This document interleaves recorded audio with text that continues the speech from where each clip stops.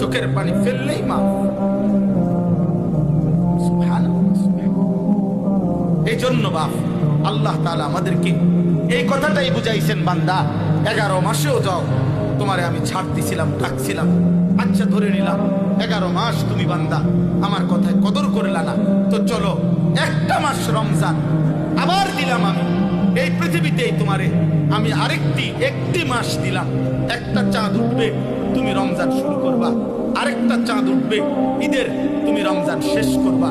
এই একটা মাস আমি হীরা মণি মুক্তা মানিক্য স্বর্ণ রৌপ্যের চাইতে কোটি কোটি গুণ দামি এক সেকেন্ড বানায় দিলাম। এবার তুমি বান্দা, তোমার যে বললাম আমি মাফ করতে চাই বান্দা, আমি না বলছি তোমারে জান্নাত দিতে চাই, চলো বান্দা এই মাসটা কমপক্ষে কদর করো। তুমি সেজদা দিবা একটা, আমার ফেরেশতা উঠাবে 70টা। তুমি ডাকবা একবার, ফেরেশতা লিখবে 70।